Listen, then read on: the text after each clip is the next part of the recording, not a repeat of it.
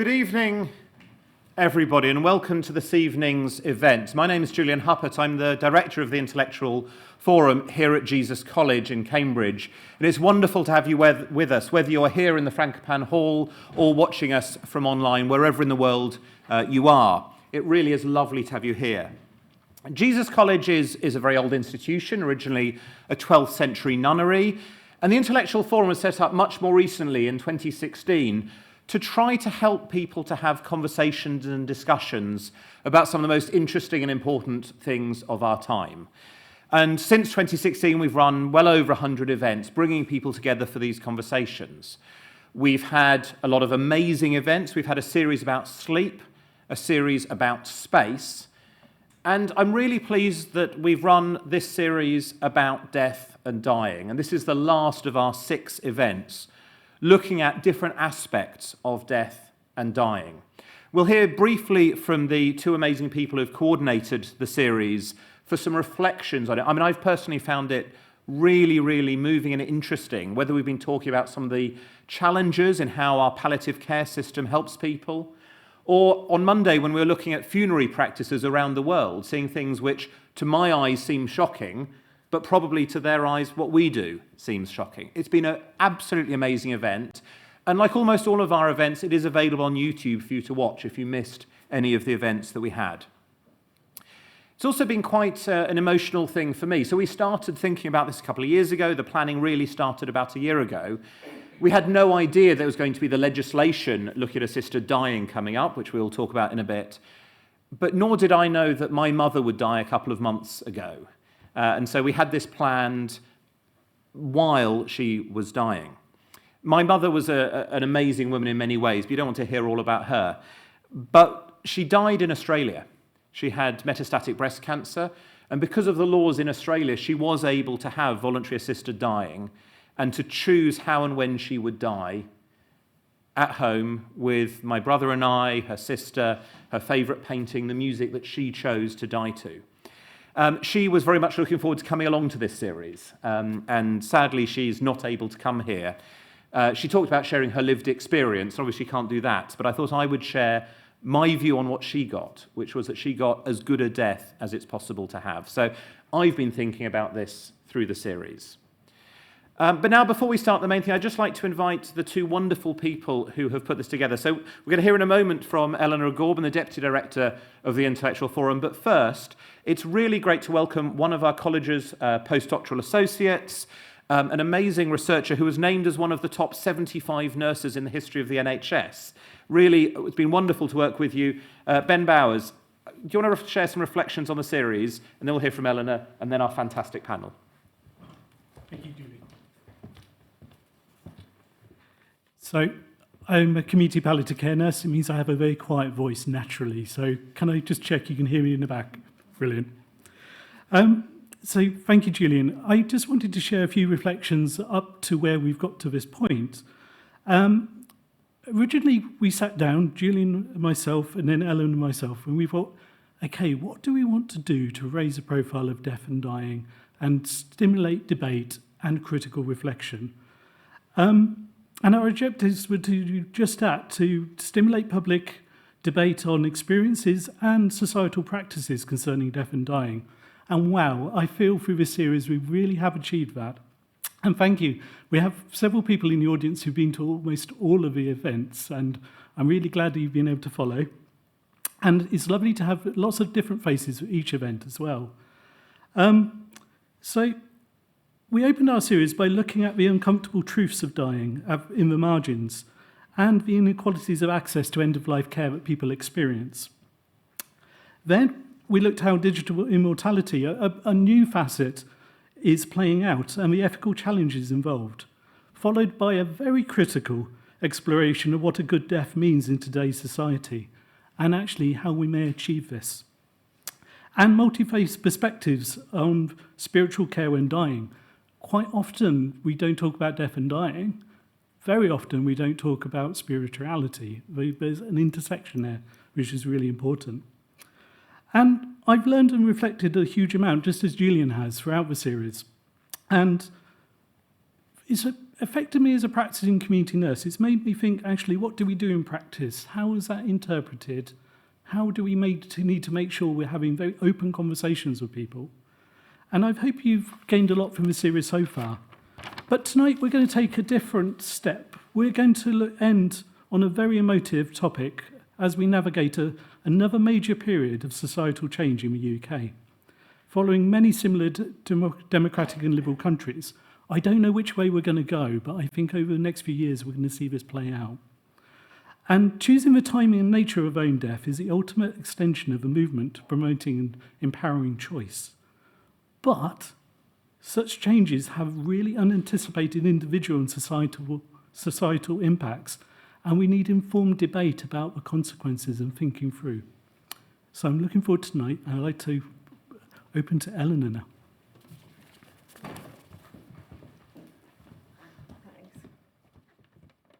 Good evening, everyone, and the task tonight falls to me to introduce our wonderful panel for this evening. And it's like all events led to this event tonight. And very much we did not, as Julian said, foresee the private members' bill or the upcoming vote, free vote in the Parliament on November 29th. So we're very glad because our main aim was to open a public conversation, and the power of that public conversation feels even stronger given all of that. When we came to looking at this topic of assisted dying, we're delighted to have a panel that's called Exploring Public Opinion on Assisted Dying.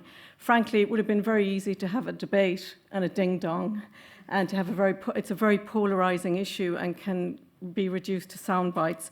So we wanted a more reflective take on the topic.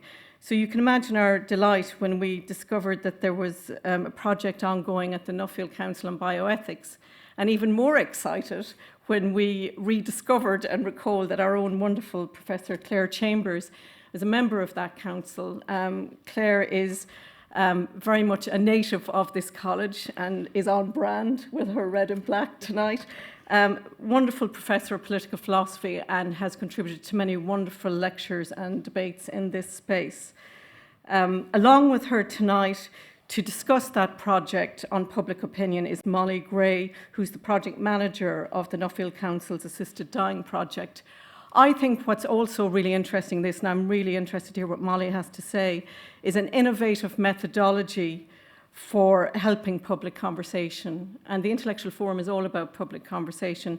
The use of this jury mechanism of doing consultation, of having an evidence-based and participatory approach to public discussion. I'm hopeful that that is something that could have wider purchase with some more difficult issues that we have to discuss in our society.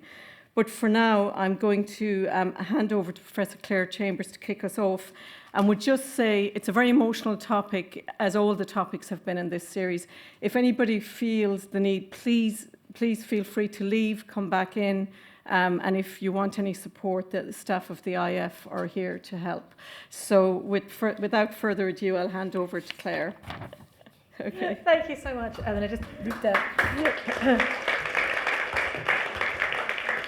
Well, welcome everybody. Thank you so much for joining us today. Thank you for that lovely introduction, Eleanor. As Eleanor said, I am a professor of political philosophy here at Jesus College, Cambridge. I'm also a member of the council of the Nuffield Council on Bioethics. And I was a member of the advisory board for the project we're going to talk to today. For the rest of this talk, if I use the word we, I'm talking about the Nuffield Council on Bioethics, not Jesus College or the University of Cambridge. So I'm joined by Molly Gray, who was the project lead for this citizens' jury, and she'll be telling you about the findings of the jury, and I'm going to give you some of the background first. So first of all, who is the Nuffield Council on Bioethics? Well, the Nuffield Council, the NCOB, is a leading policy and research institute and the foremost bioethics body in the UK. So the aim of the Nuffield Council is to place ethics at the forefront of decisions about bioethics and health for the public benefit. The Nuffield Council was established by the Nuffield Foundation in 1991 and since 1994 has been funded by the Nuffield Foundation but also Wellcome and the Medical Research Council. So we're unique within Europe in that we are the only major national bioethics body which is not state-sponsored. So the Nuffield Council is completely independent from the government of the day. The organisation has a team of permanent members of staff overseen or which consults with the members of council, which consists of experts from a variety of different backgrounds, including both academics from a number of different disciplines, but also a lot of practitioners in science, in health and bioethics generally.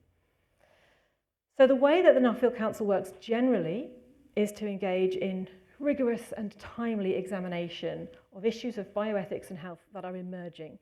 So we aim to do work where there is a new issue of bioethics or where developments in bioethics have meant that an issue becomes newly up for consideration. And the aim is to engage in rigorous research around that so that we can contribute to public policy in a way that makes public policy more ethically minded and more relevant to actual public commitments. And the aim is to garner public trust and, as I say, rigour in that process. So, why have we decided to look at assisted dying? Well, you don't need me to say that assisted dying is a highly complex, highly sensitive, and highly emotionally charged topic. Probably many of us have a gut feeling about it. Perhaps we don't know what we think the law should be, but it's not a topic on which any of us are, uninterested. And as you know, that there is currently a private members' bill going through Parliament, put forward by Kim Leadbeater.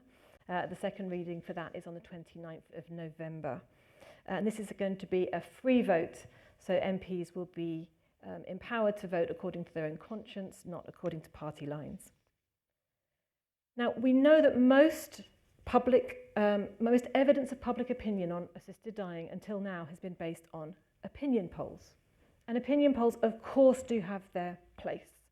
But the problem with opinion polls is that they can fail to capture some of the real complex, nuanced aspects of the issue.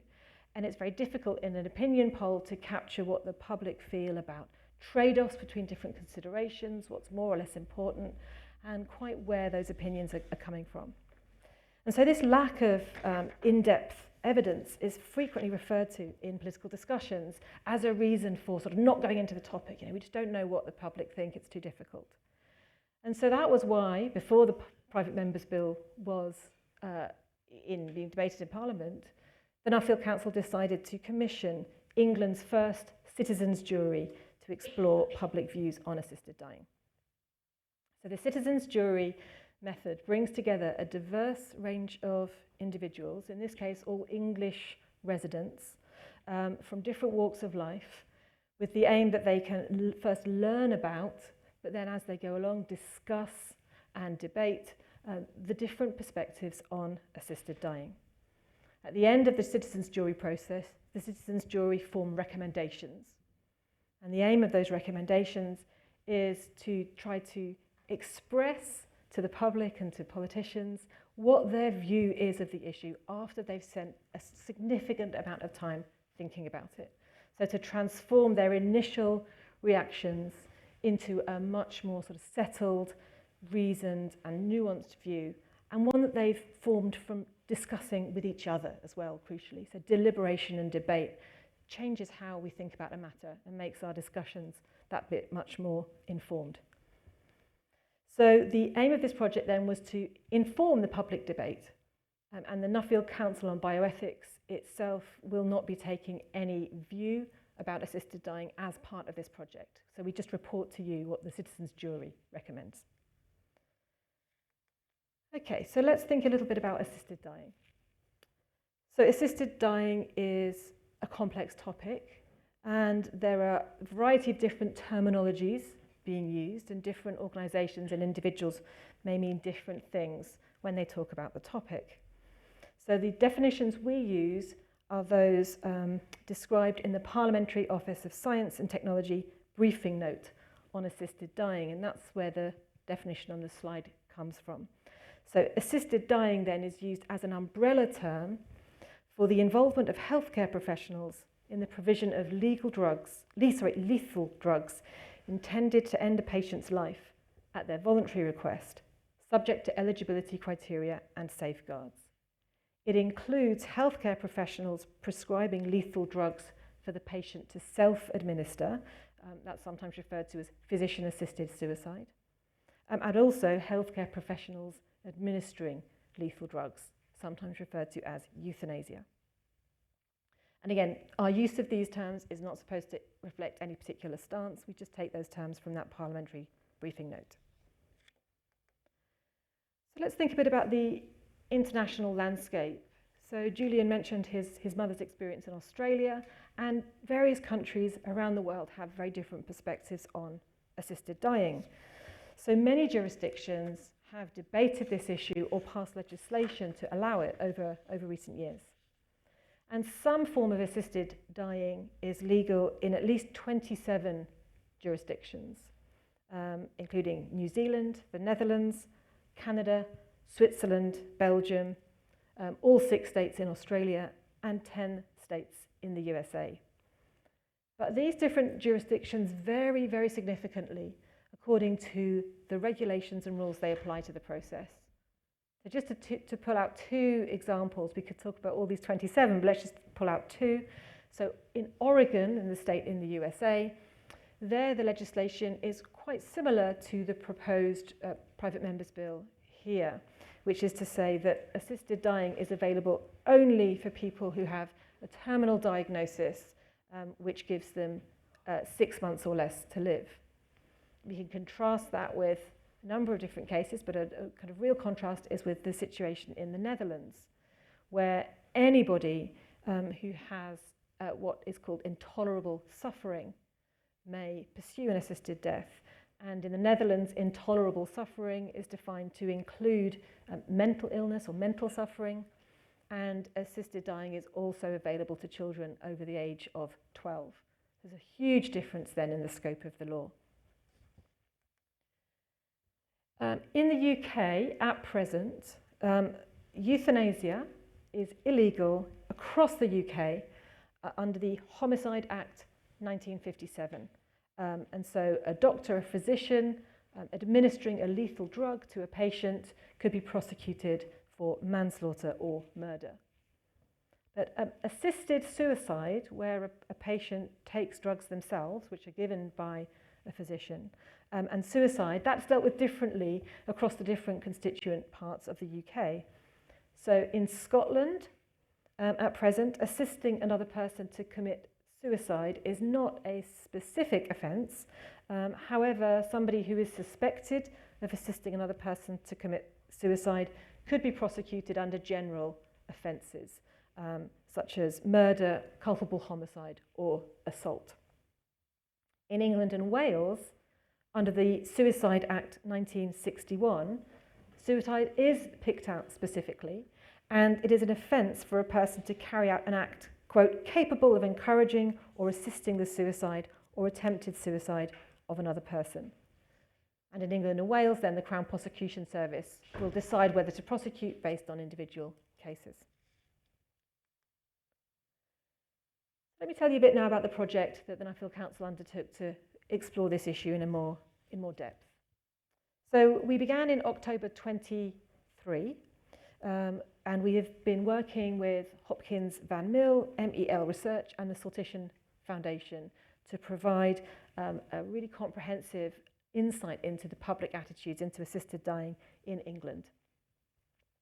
So what we were trying to do is, first of all, find out what people think, to think about whether they are in favour of assisted dying, what conditions they think should be attached to that law if such a law were to be put into place, to think about who the public believe should or shouldn't have access to assisted dying, and what reasons the public consider to be important. What are the safeguards people want to see, and what are the reasons that they have when coming to their view in favour or against.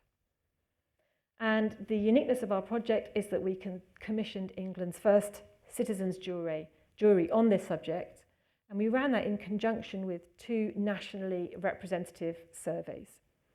So we started with a survey in February 2024. We then ran a citizens' jury, which took place over 8 weeks between April and June of 2024. And then we had a final survey to sort of test some of those results just quite recently in September 24. So the jury, I think, is probably one of the most significant findings of this project, although the survey results are also themselves very interesting. So the citizens' jury was formed in a way which is sort of in keeping with the general approach of citizens' juries, which is what you're trying to do with a citizens' jury is take a group of people who are representative of the relevant wider society. So in this case, residents of England. And so we used a specialist firm, Hopkins Van Mill, who partnered with the Sortition Foundation, and they used a civic lottery method called Sortition to recruit these 30 jury members. And the 30 jury members are representative of the constituents in various demographic respects and also with respect to their initial views about assisted dying, their sort of first hunch view. So we had a citizens' jury of 30 people who create a kind of mini version of the national population of England, and they're broadly representative of that.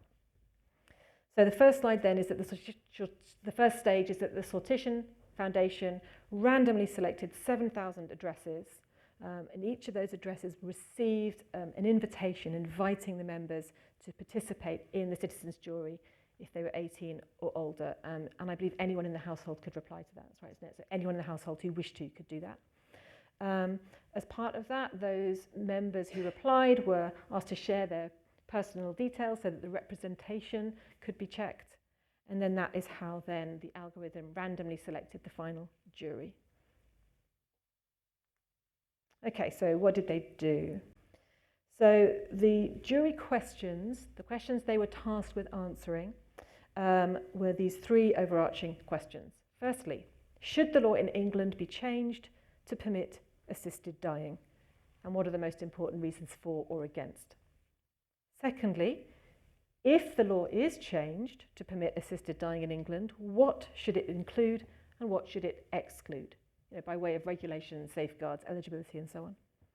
And thirdly, if the law is not changed to permit assisted dying in England, are there any recommendations or changes to policy that should be made? So the jury had those questions in front of them throughout the whole procedure. They knew that those were the questions they were discussing and thinking about over the course of the procedure.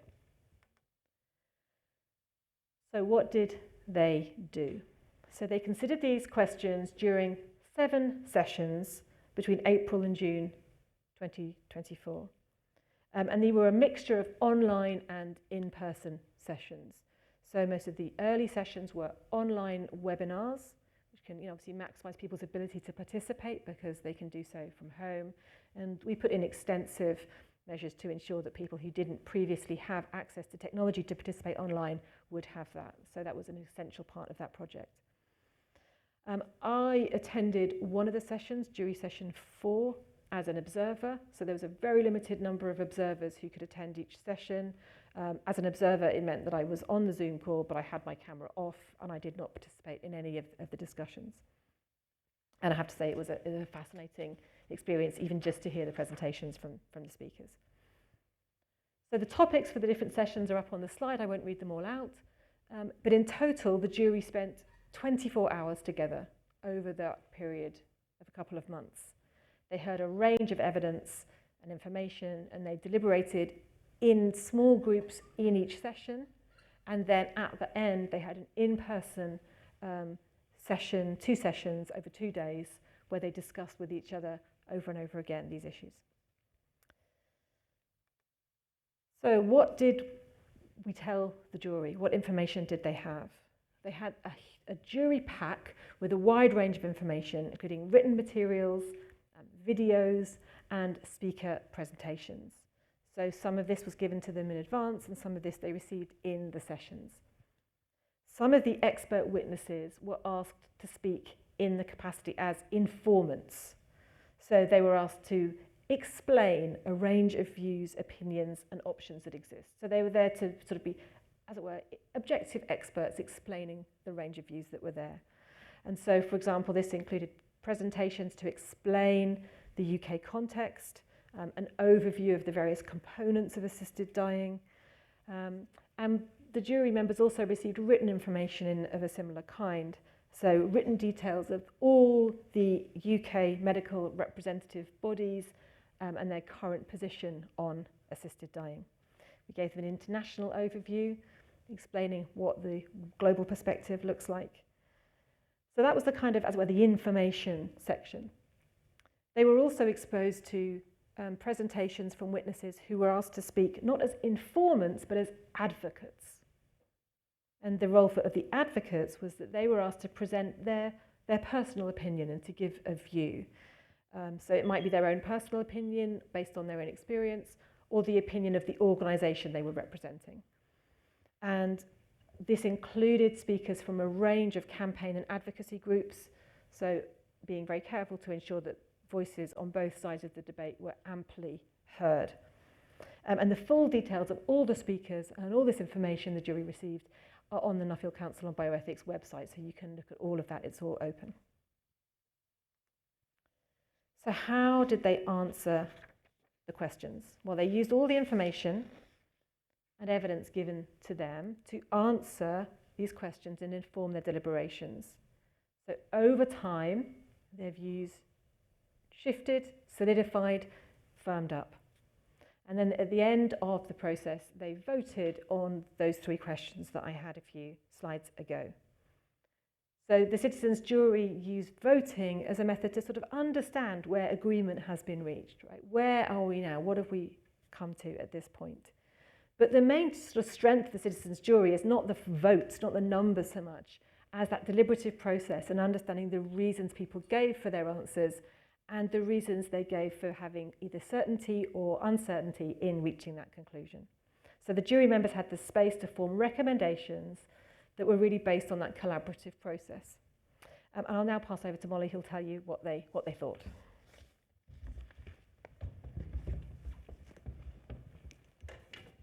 Hi everyone, thanks so much for having me, and thanks to Claire for that great introduction about the project, the Nuffield Council on Bioethics. So I'm going to briefly explain a bit about the survey methodology we used before moving on to actually talk a bit about the key findings across the citizens' jury and the surveys. So as Claire so helpfully laid out the process on the citizens' jury, however, we also did run 2 nationally representative surveys on either side of the citizens' jury.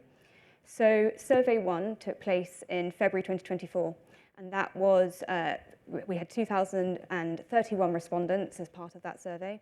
And the aim of that survey was to get a broad understanding of the public's views on assisted dying. So really just those quantitative numbers on how many people agree or disagree with the legislation around assisted dying.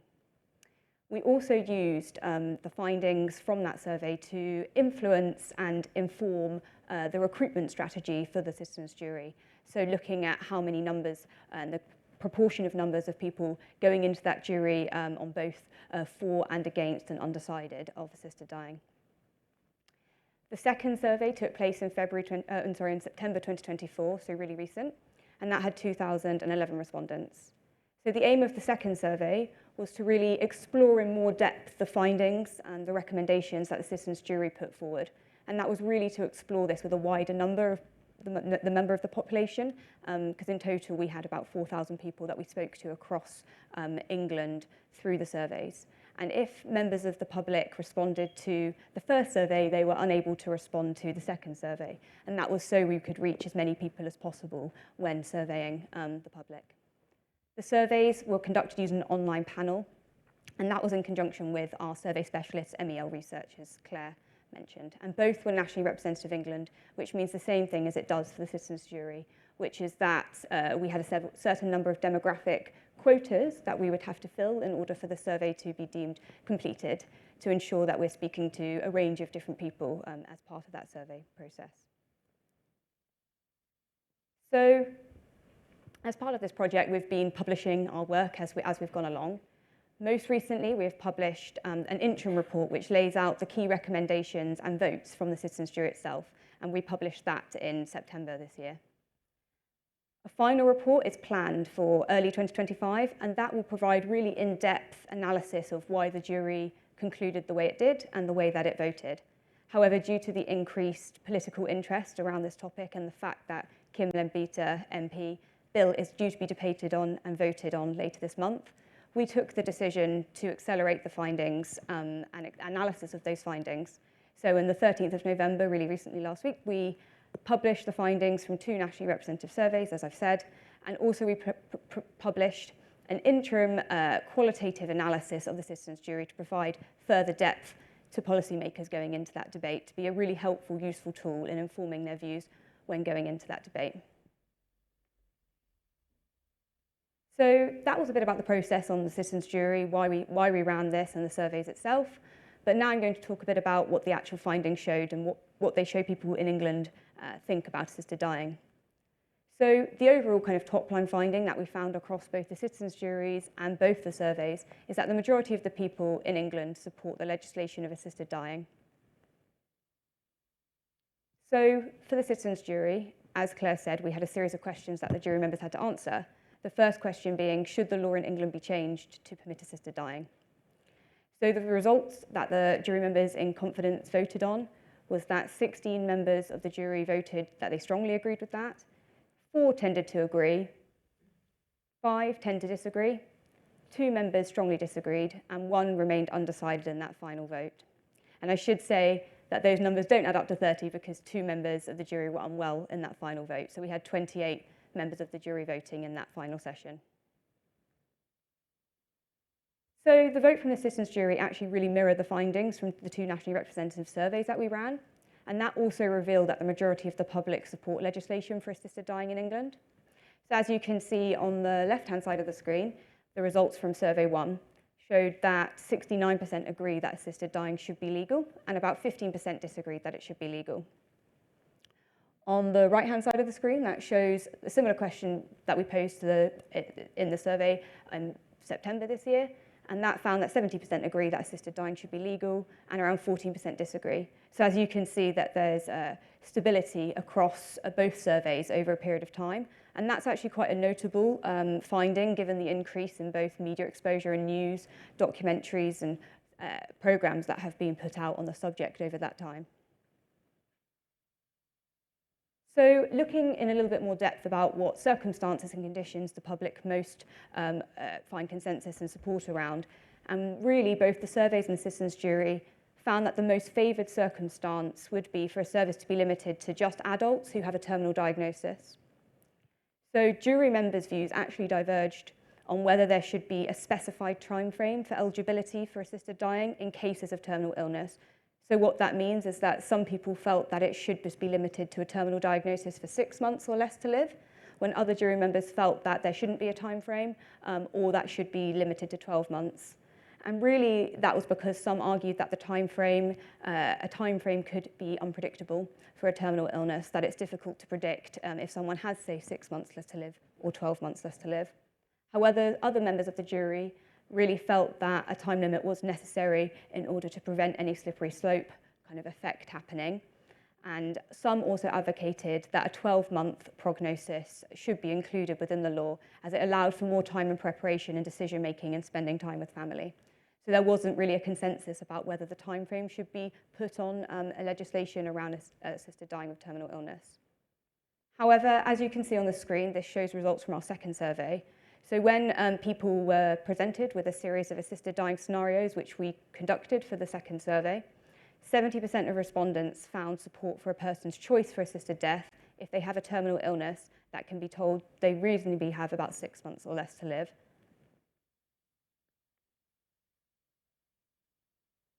So there was less public support for terminal diagnosis for 12 months and lesser still for the inclusion of intolerable suffering. So, for example, in Survey 2, the level of support for allowing assisted dying for someone with 12 months to live dropped to about 64%, which is shown on the left-hand side. And then it drops to a further 56% shows support for allowing assisted death for someone who doesn't have a terminal illness, but has a physical medical condition that they deem themselves as having causing intolerable suffering. And the citizens' jury also found less support for allowing assisted death for that condition around intolerable suffering.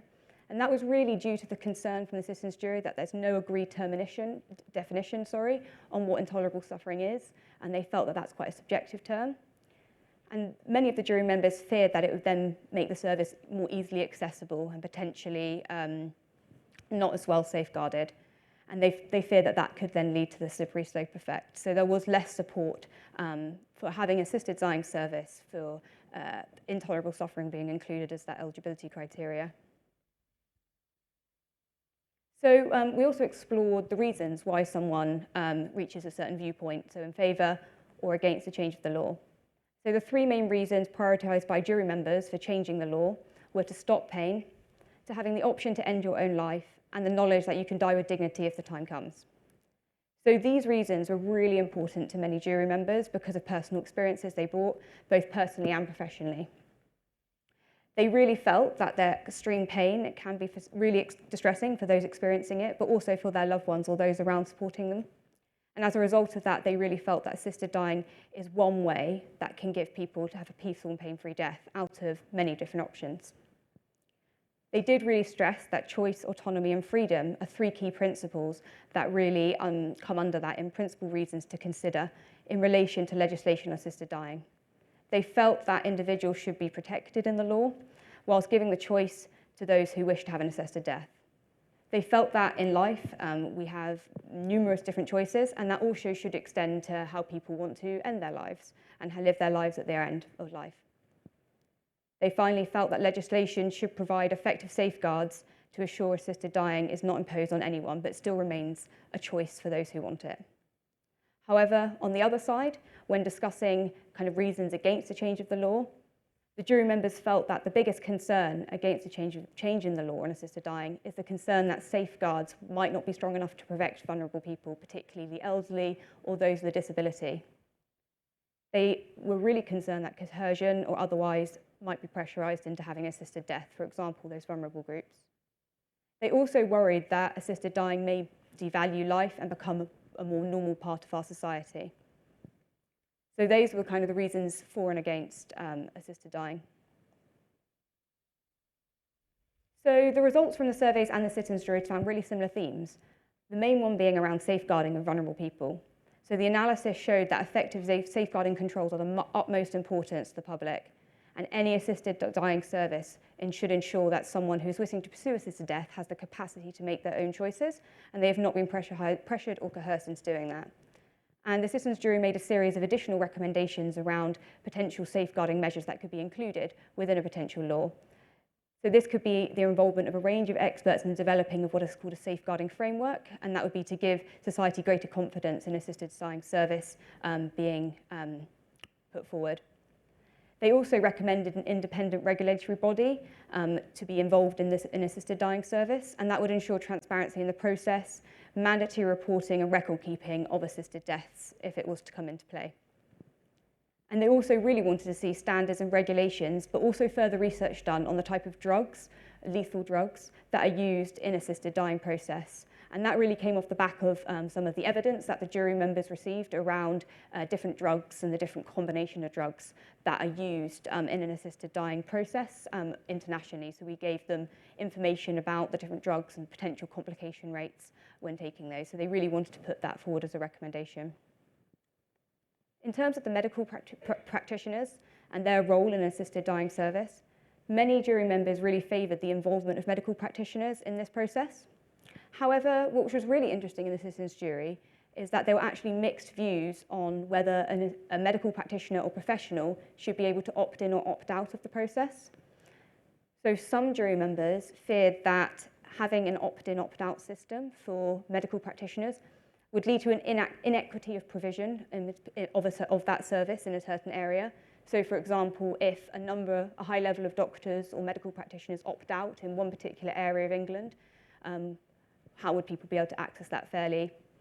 However, others really felt that medical practitioners should be involved in this process to create a level of oversight and involvement. And despite that, they say that given either way, medical practitioners should be allowed to have the right mental health support to assure that they're protected both those actions if the law is to change, but also supported from a mental health and psychological well-being as part of this process. So also looking at different areas that the jury didn't reach consensus in. So I've talked a little bit about where there was consensus around terminal illness and safeguarding. There were areas where the jury weren't able to reach consensus on. So this really focused around whether children, so under 18s, should be able to access assisted dying service. but also whether the service should be limited to just those who live in England, residents of England, or whether people from countries where it's not legislated and isn't looking likely that it might, are able to come to England to access that service as well. So the surveys also found similar findings, which I'll talk about in a second. But really, the jury members found that with regards to children, some felt that if they had a terminal illness and they had their parental support to do so, that they should be able to access an assisted dying service. Whilst other jury members on the other side really expressed concern around whether you could establish the capacity of a child and also the emotional burden of having parents going through that process for their child. When considering residency, some of the jury felt that it was absolute importance that they should be a resident in England, and that's really to avoid what's known as death tourism happening, so people travelling to a different country to access an assisted death. However, other jury members argued that they could see a benefit in offering a service to people who are not just residents in England, as this potentially could mean that their payment of an assisted death through the service could support other areas of of the NHS itself. So there was really a mixed view there. And interestingly, when we ran Survey 2, we also found similar findings, that there wasn't a really clear level of support for an assisted dying service for under 18s. So 57% of support of the public support that it is possible for someone of under 18 with a terminal condition to have an assisted death. However, that is 13 percentage points lower than what it is for adults with a terminal condition, which is about 70%. So there is lower support for children under the 18 to have that service. However, for a child who doesn't have a terminal illness but is experiencing a medical condition which could cause intolerable suffering, that then drops again to further support for about 47%. So the jury also looked at other areas of assisted dying law. So if the law isn't going to change in England, are there any other recommendations that they'd want to make around current policy on assisted dying that exists currently in England and Wales? So what they really agreed with is that the act of helping someone to travel to the foreign clinics, such as Dignitas, as lots of us might have heard about here, the act of that should be decriminalised. And that finding was also mirrored across the surveys. So around 2/3, 68%, agree that if assisted dying does remain illegal in the UK, the act of helping someone to travel to a foreign clinic should be decriminalised. The public also wanted to say that they found support for healthcare professionals to be able to advise on how to seek an assisted dying service at a foreign clinic without the fear of being prosecuted. So there was agreement for that at around 66%. So whether or not a law changes or not, the public are united in the way that they want their England's palliative care and social care services to be improved, and they say that needs to happen irrespective if the law should change or not. The public also have a desire for having further national conversations around assisted dying. The jury members really found benefit in being able to discuss this topic in great depth with people from all different ranges of backgrounds, and they also wanted to see these conversations continuing, and they felt that there really was a taboo around death and talking about death with their friends, with their families and loved ones, and they really gained benefit from going through the assisted dying citizens jury, and they wanted to make wider recommendations around having a further national conversation on a bigger scale around assisted dying and the end of life. So getting near to the end, this is a really interesting finding that we found from Survey 2. So essentially what it is when we put a series of different scenarios to the public around assisted dying, is that we found slightly more support in some scenarios amongst respondents with certain experiences. So if respondents had a disability, respondents had a terminal illness, also had a family member or a friend with a terminal illness, in some of the scenarios, but not all, there was slightly more support from those people from those backgrounds to whether assisted dying should be legal. And this is really interesting because the variations are not found universally, though, for all of those assisted dying services. So it kind of emphasises the risk of overgeneralising on a view on a topic or subject on assisted dying. So to say someone has a disability, that means that they're more likely to support an assisted dying. It doesn't show that. It shows that for different scenarios, the level of support changes. And then finally, We also looked at the demographics of the respondents from the surveys and how they're responding to certain questions. And really, there was variations across the demographics of those who are open to a change in the law. So most interestingly, those who are male, those who are slightly older, so aged 55 to 74, those identifying as white and who have no religion, but also those living outside of London were shown slightly more support in favour of assisted dying being legalised in England. And as we saw consistently across Survey 1 and Survey 2, Muslim respondents were least likely to support a change in the law, which is the circle on the screen, which sits at about 30% of respondents who are Muslim are in favour of a change of law. So that's a kind of a whistle-top run-through of our findings from both the citizens' jury and the surveys. And as part of the citizens' jury process, we had a really wonderful film crew who came and filmed aspects of the final sessions where the jury members met in person and grouped together to really create and share recommendations. So I'm just going to show you a film from the citizens' jury which really captures that experience of being a part of the citizens' jury and having to really work into those difficult conversations and trade-offs around this topic.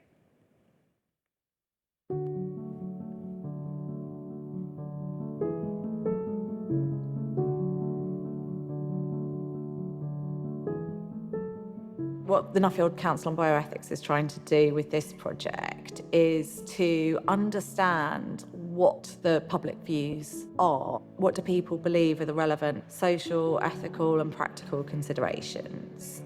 This project is the first citizens' jury on assisted dying in England.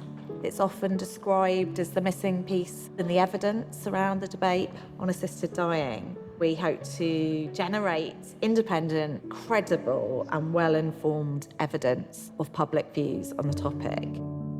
I'm convinced that a citizens' jury is absolutely essential to explore assisted dying. It's a hugely complex, emotional topic.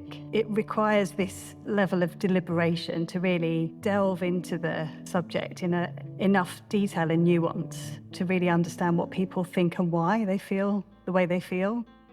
After over 6 weeks of meeting online, we're here in person. It's quite something. Invitations were sent out to thousands of households across England, and the jury members were selected on the basis of getting a broad group of people in the room who have different attitudes towards the topic.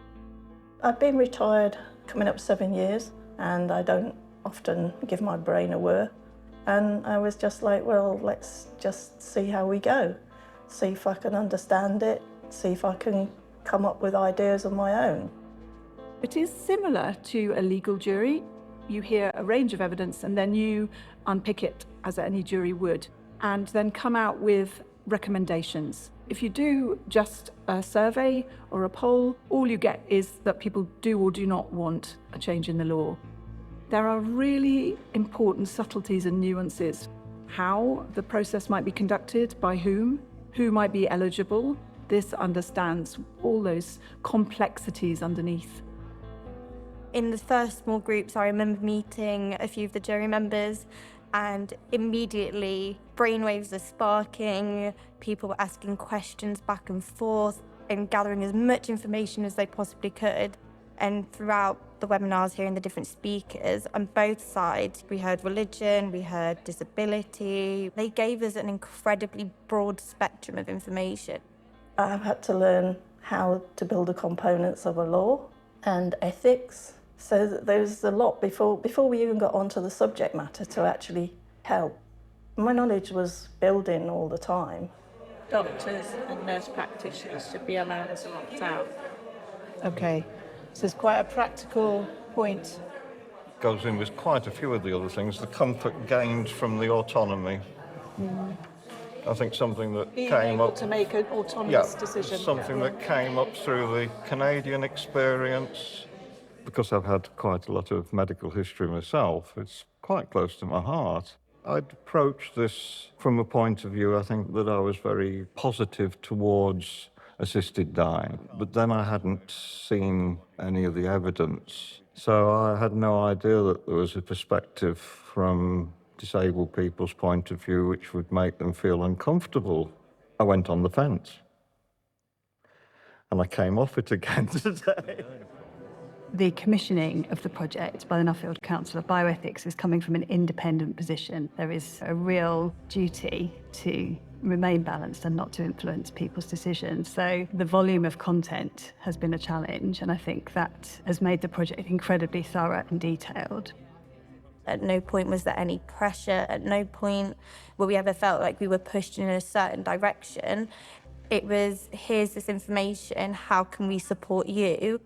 Everybody was included. You get people that have lived long lives, and you get people that are trying to figure out where they stand and what they stand for. I suppose equality, like Christine said, with the postcode lottery, so that everybody, if it is brought into law, it's equal. Getting together everyone in a forum gets the best out of everyone. It gave a lot of insight. Instead of the policymakers deciding what is needed for the community, you work with people, involve the people, and make the decision along with the people.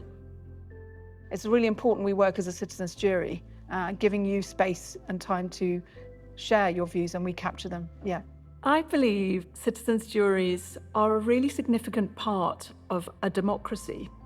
It's palpable how much people want to talk about the issues. They want to show to policymakers that they have a view, and they care about the things across society which affect us all.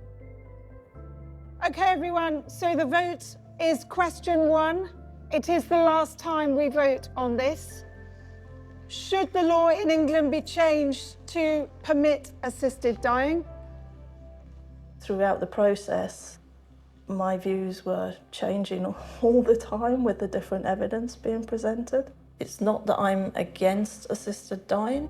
I'm not sure the health system and other things in this country are in place as much as they really need to be for this process to come in.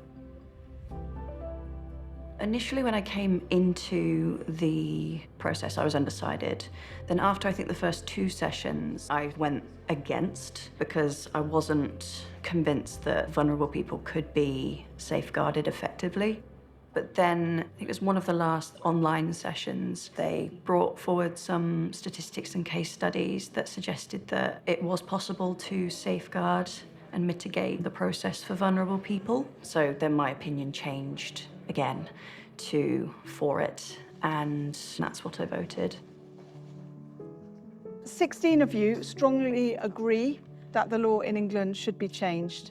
4 tend to agree, 1 is undecided, 5 tend to disagree, and 2 strongly disagree. There are a lot of recommendations this jury wants to make clear. Terminal physical illness is the only eligibility criteria for many. The act of helping a friend and family member travel to Dignitas should be decriminalised. More funding should be put towards improving the quality and availability of NHS palliative care, training more pain management nurses. People should have capacity to make their own decision, and no one can do it on their behalf. Having a medical practitioner on site, just to ensure that people are supported, the right procedures are being followed, the medication's not left in vulnerable hands, is very, very important in this process. We decided that there needs to be a national conversation that is ongoing and communication on assisted dying with the wider society. We hope this work is considered in its entirety by policymakers. We really want to see if we can generate a wider public discussion about what the people here have decided today. Although people might have disagreed on things, we've been able to merge everybody's ideas together and form quite a strong presentation to be brought forward. Especially within generations now, there isn't really much sense of community. Having these discussions and having these generations all be together means that we're able to go, this is what we want and this is what's best for you and for us. I think it was brilliant that the process just made sure that everybody got a voice. So even those that didn't speak out were asked, and I think that added a lot of value to what came out.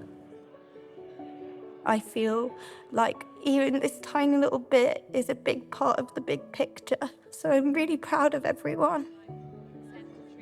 I'm surprised by how moved I am. I didn't expect to be moved by the process, the fact that we have a cross-section of British society in one room, and the fact that they're given so much space and so much respect, and that people are animated and talking about really quite difficult issues. It's a wonderful, wonderful thing to observe.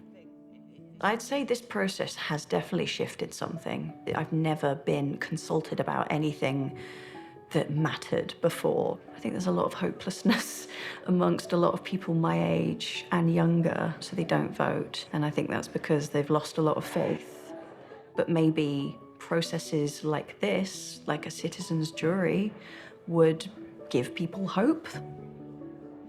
I felt heard throughout. It's not something I've ever done before. It was a challenge and an opportunity. I'll know, and my kids will know, that I took part. So yeah, I feel proud.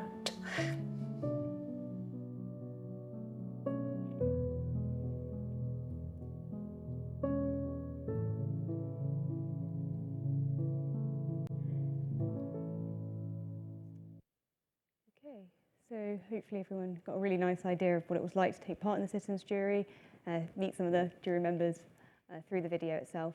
I'm now going to hand back because we're going to go to a question and answer. Thank you. I think our presenters deserve a great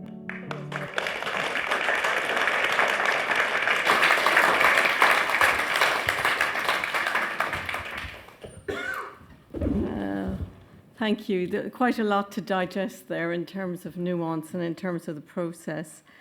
We're going to open up to questions and answers. We've got two wonderful student stewards helping us this evening. So if you'll wait till someone comes to you with a microphone before you ask your question. We have a few questions that have come in on Zoom already, so if I may, I'll start off with one of those. Martin Burley asks why the discussion on assisted dying didn't include a non-medical model such as that advocated by Exit International, and which doesn't use drugs. I think that's more about the euthanasia and voluntary. So that's... And the second question, John Stern, was there any discussion of assisted dying for people with a dementia diagnosis or people strongly at risk of dementia? I don't know if you're able to take either of those. Yeah, so as Claire mentioned, a whole range of different evidence was presented to the jury. We presented a full range of information on jurisdictions that have currently legalised assisted dying in some form or the other. It's my understanding that a non-medical model of assisted dying doesn't currently exist anywhere in the world. However, nothing was off the table for the jury. They were able to explore any part of assisted dying and the process. We weren't channeling certain conversations in a certain way. Jury members weren't asked to speak about one area about assisted dying. Really, they carried the conversation. So we presented a range of evidence on the topic itself, from faiths to disabilities perspective to the clinical perspective. But jury members considered all different aspects of assisted dying in their discussions themselves. So the non-medical model was discussed amongst jury members. I observed pretty much all of the sessions, and the role of the medical practitioner, whether they should be involved or they shouldn't be involved, was discussed amongst members of the citizens' jury itself, and they really carefully considered whether medical practitioners should be involved in the process.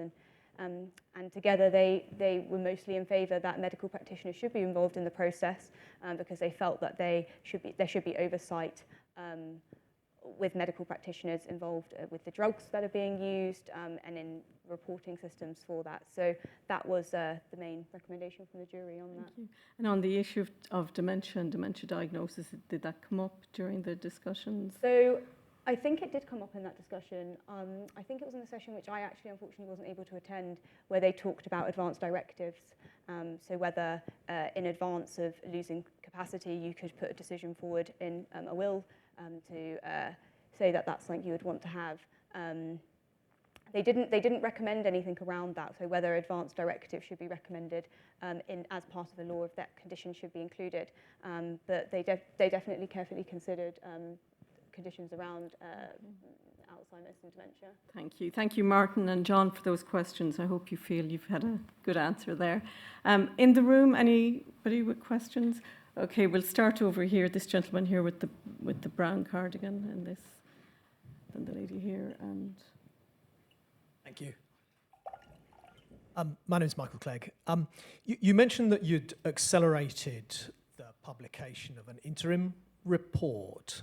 So I wondered, in the context of the Leadbeater Bill, so I wondered if you had any sense of whether parliamentarians are actively engaging with the information you put forward, and if so, kind of what they're thinking about the citizens' jury process is, whether that is something that is influential on them. Thank you. Do you want me to start off? Yeah. So that's correct. So we published, which was always in our normal timelines, the interim report on the citizens' jury. So that first report really just contained the kind of quantitative votes of how many people voted for and in favour and against. We are producing that main report, which is coming out in early 2025, which looks across both the surveys and the citizens' jury, which I know I did a little bit today around talking about where there's consensus between the surveys and citizens' jury, but that will be in more depth and publicised in a written report. In terms of accelerating the findings, we put extra capacity in place to be able to do in-depth qualitative analysis on the citizens' jury findings, which is what we published last week or the week before, along with the findings of the surveys. That's really because this debate is happening on the 29th of November, where members of Parliament can have a free vote on this. And really, the aim of the project was to ensure that policymakers going into debates such as the one happening are really informed of what the current public views in England are on this topic. And as Claire mentioned, the current kind of evidence that we have around this really lies within opinion polls and surveys. And opinion polls and surveys are helpful at providing a snapshot on the kind of quantities of how many people agree or disagree with assisted dying, but they fail to capture the more in-depth complexities around this topic of assisted dying and really get into talking about those trade-offs that I know the film kind of showed and our results showed. So what we heard from parliamentarians as part of our process of setting up this project and in communication throughout the project is that they would really welcome more information on this, on the more subtle nuances around this topic, but also to understand why someone reaches a certain viewpoint, so why someone votes the way they do or lands in a certain position with assisted dying. So we have been having really great conversations with different MPs on our work. That's one of our main aims of the project, is to ensure that this is a really helpful piece of work for people going into that debate. And so far we've had a really great response around the citizens' jury itself. It's a novel method, and I think participatory methods like this don't get a lot of media time at the moment. And we were very fortunate that with our project we've received quite a good level of news and interest in the media around this as well, which has really helped disseminate and share those findings. But parliamentarians are particularly interested in this project because of that more in-depth and qualitative analysis around the citizens' jury. I was just going to say we have produced this beautiful, 4 or 5 slides parliamentary briefing note as well, which condenses these things. Yeah. Yeah. In fact, you'd just been mentioning, we were talking earlier, Molly, that you'd been on Monday, I think, at an event in the Houses of That's right, yeah. Yep. So on Monday we were in the Houses of Parliament. There was a debate going on around assisted dying with people from different organisations, and we were really grateful to be on that panel to be able to represent Nuffield Council and Bioethics and to talk about the citizens' jury. We also are running an event with MPs next week on an online webinar to share directly with the people going into this debate these findings. And it's great that actually some of the citizens' jury members are coming along to that event, because really this is their recommendations, not the Nuffield Council on Bioethics, and they should be the people really putting this forward to say what the process was, how they came to this their decisions, and what really that view is of the public at the moment on assisted dying. So we're so great that they're going to be there. Thank you. The lady here in the red coat. I had the lady here. Yeah. Hi. Thank you so much for that. What I'm left with is that inspiring ending, which was also very moving, about the process and what you were just talking about, the methodology. And I'm a doctor and a priest and a researcher into complex biopsychosocial processes. And I've been very inspired by the work of Miranda Fricker, who is a philosopher who talks about epistemic justice or epistemic injustice. And it strikes me that this is a methodology which is all about epistemic justice. And I wonder if you might want to say a bit more about this methodology and its heritage and its potential for use in other areas. I can talk to that one, yeah. As a philosopher, I know Miranda Fricker's work well. So citizens' jury is sort of part of the package of measures often referred to as deliberative democracy, right? With the thought being that your standard democratic models where you just vote for something doesn't distinguish in any way between the really careful, informed, considered vote and the just off-the-cuff, first impression.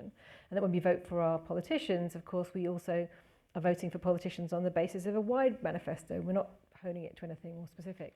And so the kind of basic underpinning thought of deliberative democracy is we get better discussion and better results if we do two key things. One, inform, and two, debate. Right? And both of those are part of the citizens' jury methodology.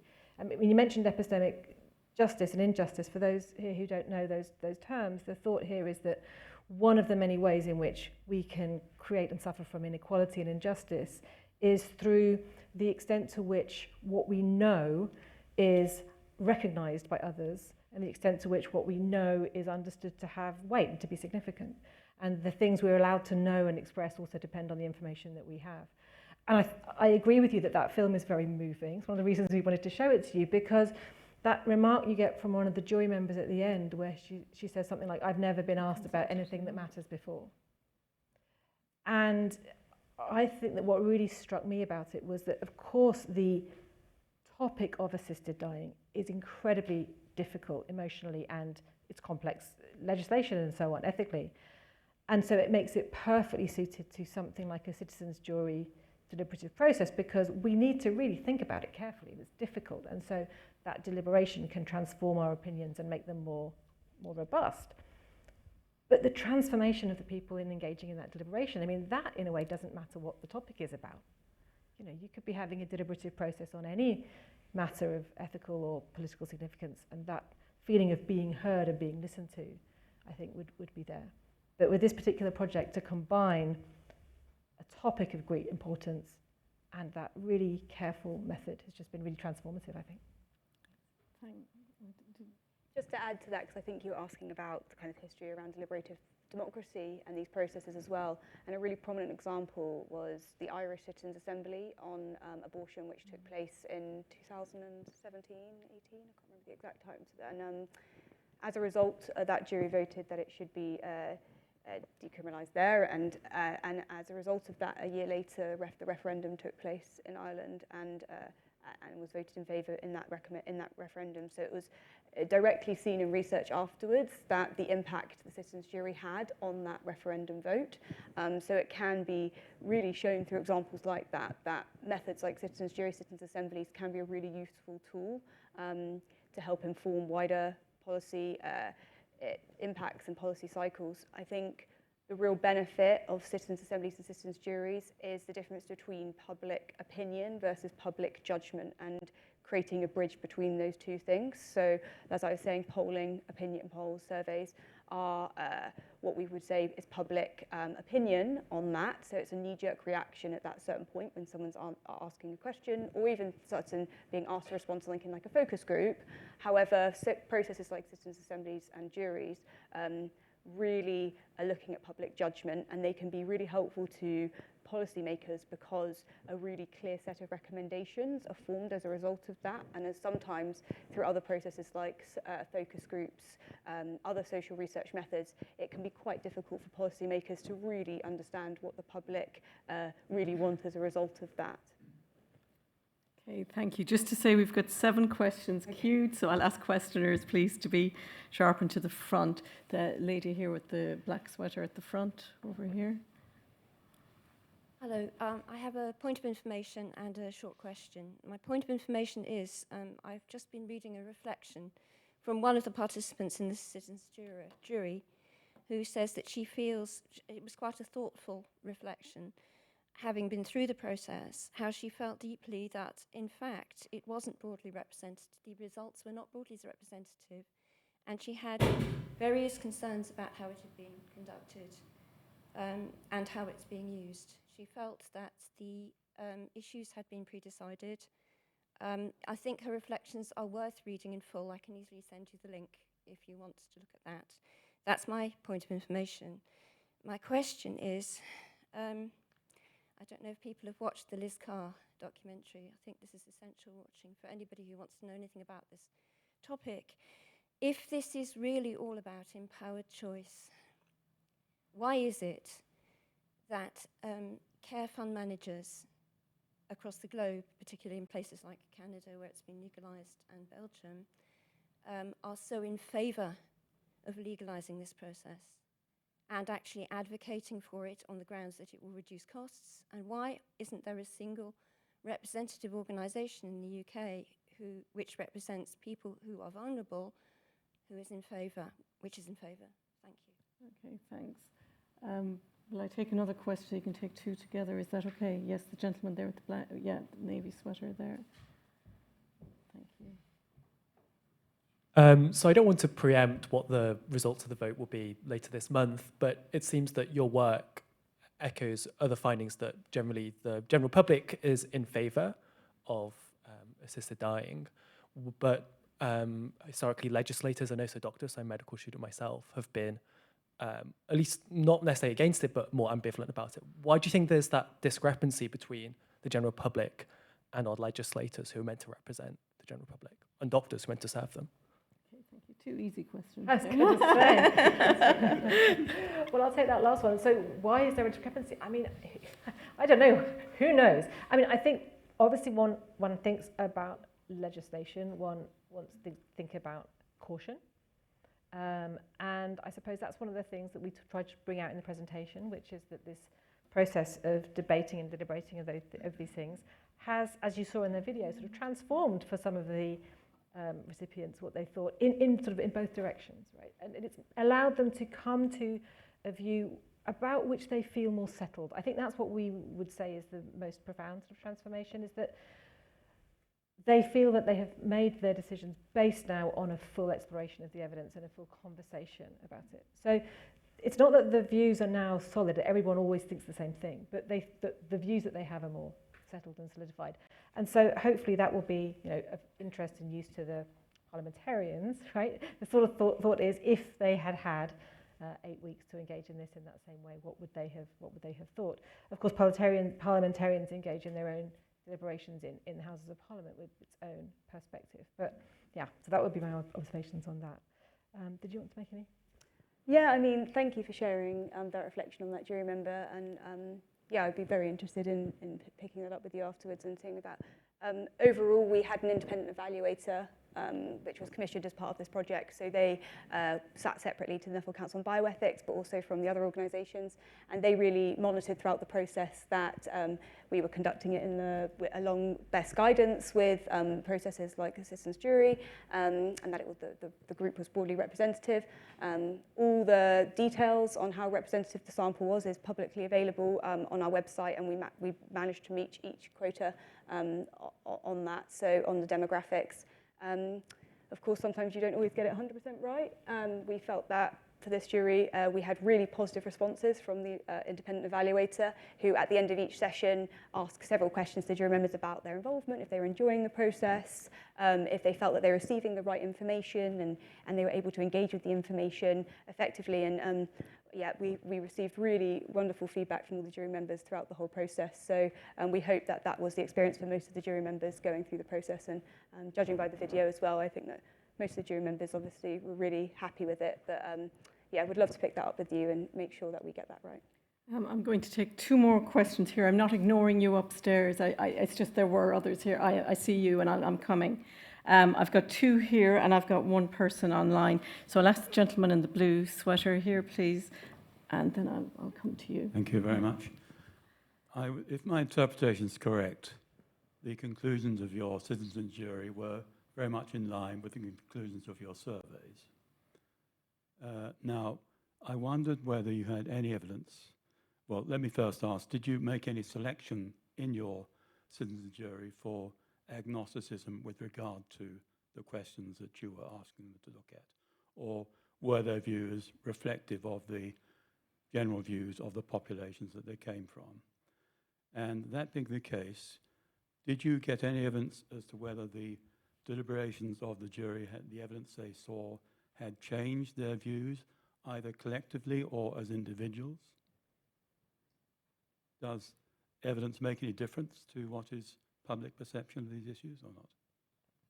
You okay to take a second one? Yes, that's fine. Yeah. The gentleman in pink, please, here. I'll come back. Hi, thank you for taking my question. I'm a big purveyor of the work from the Nuffield Council of Bioethics. I'm a doctor. I work closely with Zoe Fritz, who did excellent work on emergency summary care treatment plans. I'm a geriatrician. I work with very vulnerable patients. We've talked about dementia. One of the concerns I have, and one of the way that the council sort of works, it's 24 hours of quite intense sort of information sort of sharing. If you look at the surveys of doctors that are, so you take the BMA survey, the Dignity in Dying sort of promoted it and said it's the first survey to say we're all in favour. Actually, if you split that down into experience, so as doctors progress, as they become consultants or associate specialists, it really does drop away to a minority, again, in favour. And I was just thinking of your process of the citizens' jury, that's sort of my career. I get faced with death and dying. I face death and dying today, I'll face it tomorrow, and have lots of conversations with people all the time about it. And what the survey was sort of just demonstrating was, as we get sort of longer in the tooth and get it more exposed to the consequences that this might have on those that I think coercion really isn't understood, but there's huge coercion in our society to hand on inheritance, to basically sort of end your life sooner than what you might want. And just to finally, my point would be, I've only been asked 3 times in my life to end someone's life. They never came from the patient. So that's the point you want to make. It's not really a question. Okay, I think, or I can yeah. Okay, yeah. Can I say something about that? Is that okay? Yeah, sure.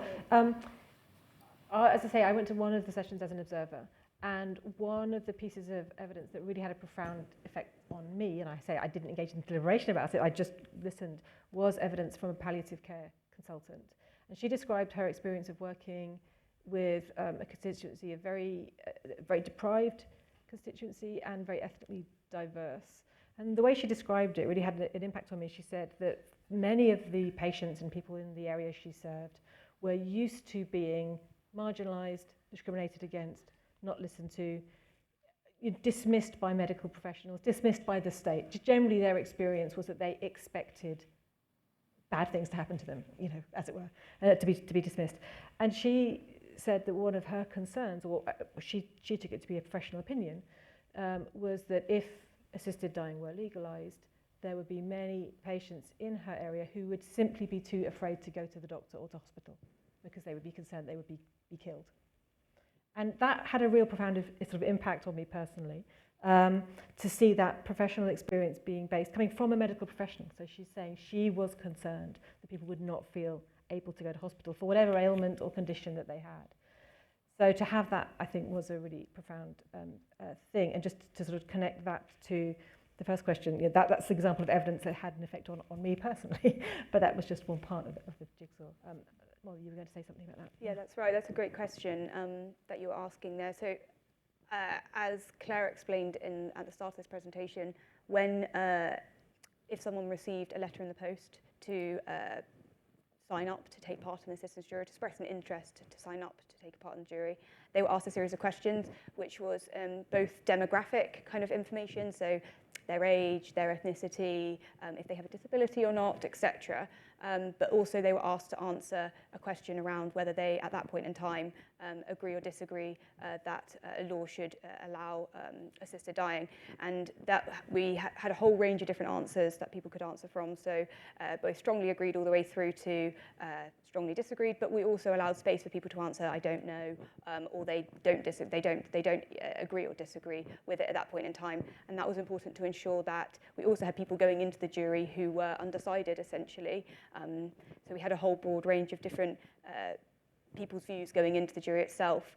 We did find that people's views shifted throughout the jury. So obviously we asked jury members at that starting point their initial views on assisted dying. Then on the weekend, when we brought all jury members together, there was an initial vote on the Friday night over dinner. which was really a test vote for the final vote for the first question on the Saturday. And the idea is that was to get used to just being able to vote itself in these sort of processes.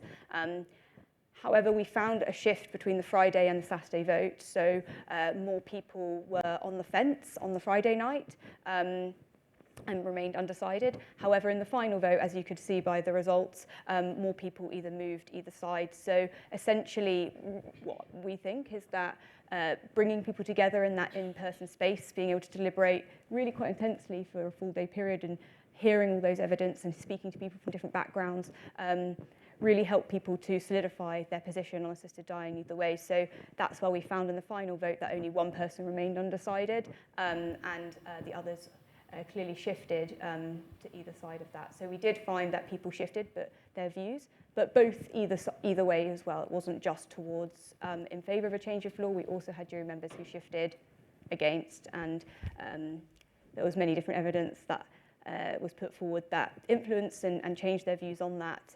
But all of that information as well will be published in our final report, which we're publishing early next year, which will show the kind of journey the jury's members went on and their views changing.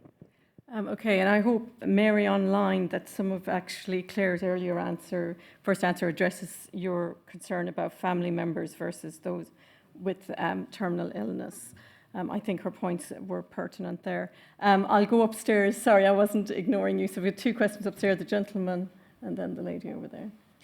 Thank you very much for the presentations. I've just got another question related to the process of the selection of the jury. So just picking up on what you just said, it sounds like the composition of the jury was determined based to a significant degree on the answers to the first survey, which were heavily skewed towards favouring euthanasia and assisted suicide, which would mean that the outcome of the jury is potentially highly dependent on the survey and things like the way the questions were phrased, rather than being a truly independent datum. So firstly, is my understanding of the selection process correct there in terms of how dependent it was on the survey? And secondly, will you also be directly comparing the votes of the jury at the end of the process with their answers to the survey at the start and publishing that data as well, effectively as a control as to how the jury voted? Shall I take the two together again? Is that okay? Yeah. Sorry, I think the lady with the glasses actually had her hand up earlier. Hi. Hi, I'm a palliative medicine doctor and have been for 20 years now. And I spend my working life helping people who are in the last 6 to 12 months of their life come to terms with that. In a 20-year career, I can remember one person that has had a firm and fixed wish to die. Most people are hanging on to life with both hands. So my question is, did you consider asking people who actually are terminally ill and dying what they think of as an assisted dying bill? I always think when this comes up of a patient I had who had a progressive neurological condition that was killing him, and he could talk, but he couldn't do much else. He could move one finger. And he said to me, I remember when Christopher Reeve had his accident, for the younger people, that was actor played Superman, had a diving accident, was paralysed from the neck down. He said, this patient said to me, I remember when Christopher Reeve had his accident, I thought I wouldn't want to live like that. He said, now I am like that, and I do want to live. So did you ask dying people what their thoughts were on assisted dying? Okay, yes. Yep, so I can answer the question about the selection process. So you are correct that the first survey that we did informed the kind of quantities of people going into the systems jury in terms of their attitudes on assisted dying. And the reason why that is because it's very typical, it's best practice in a systems jury for it to be representative or broadly representative of a certain population or area. So in our case, England, so it's crucial that that is representative of both the demographics but also attitudes of a certain area to create a mini public. So, and that's important so you don't over or underrepresent a certain viewpoint. So what we did in order to have up-to-date information, independent data on what the public think, we ran our own survey. So a lot of opinion polls currently are run by campaigning organisations or advocacy organisations. So what we wanted to do as an independent organisation is to run our own independent survey and data.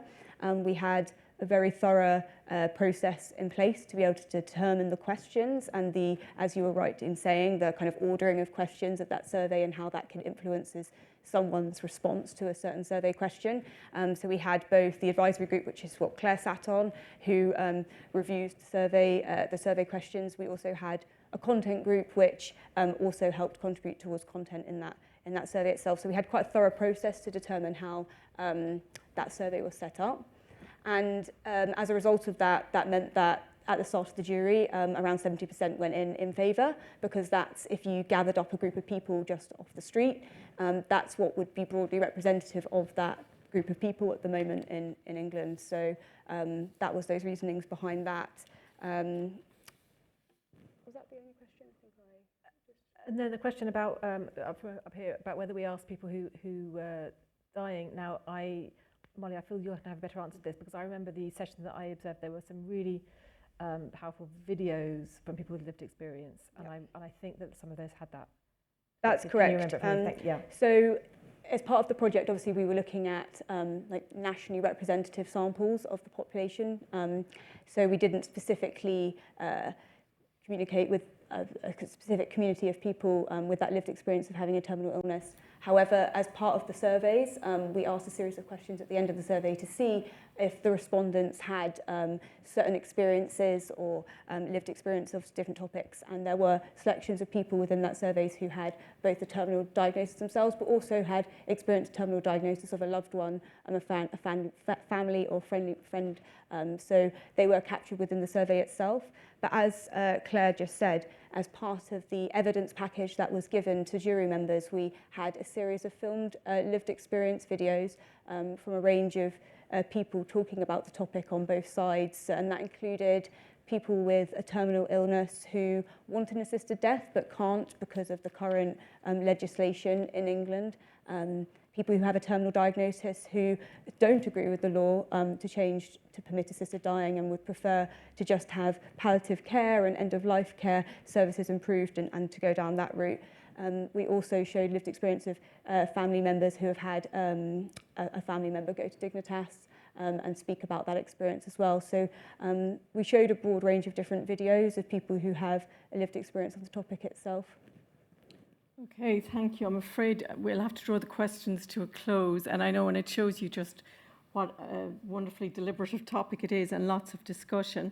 So I'd like to start by thanking both our panellists very much, but I'd like to also ask you to indulge us for 5 more minutes, as it is the final one in the series. I'd like to ask Ben to share some reflections of the series, but first I would like to sincerely thank Claire and Molly very much for a wonderful, insightful discussion on public opinion on assisted dying. Thank you.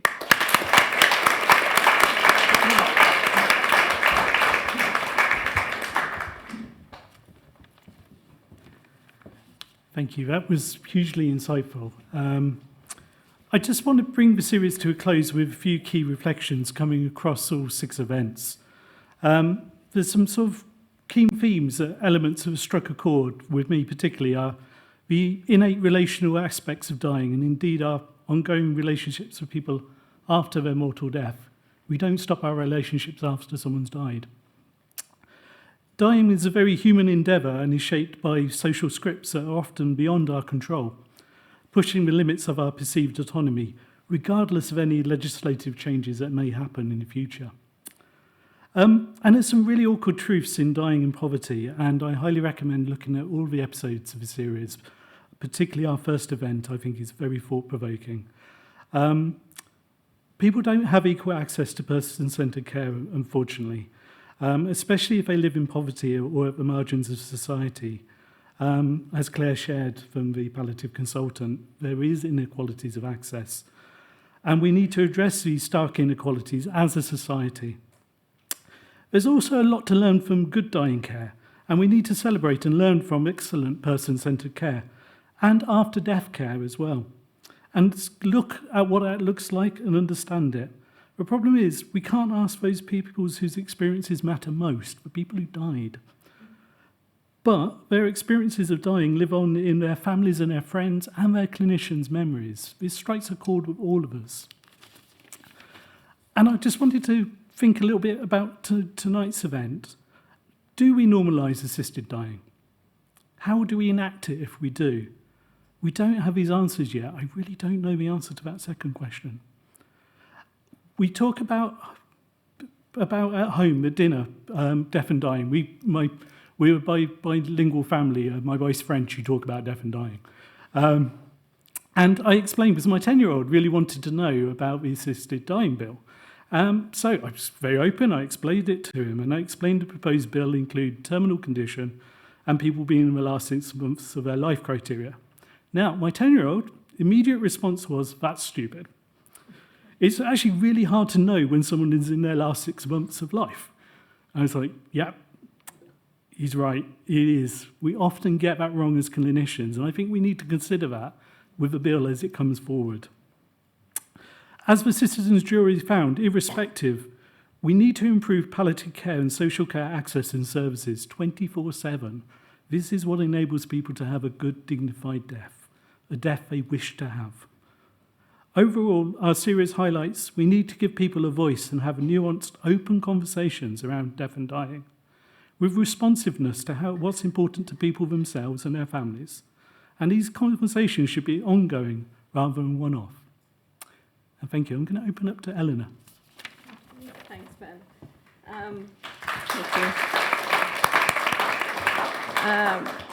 This has very much been a team effort and also a public effort. And what I'm really proud of is the intellectual forum. And I think the important part of that title is forum. And the process we discussed tonight about deliberative discussion is very much at the heart of what we try to promote here at the Intellectual Forum.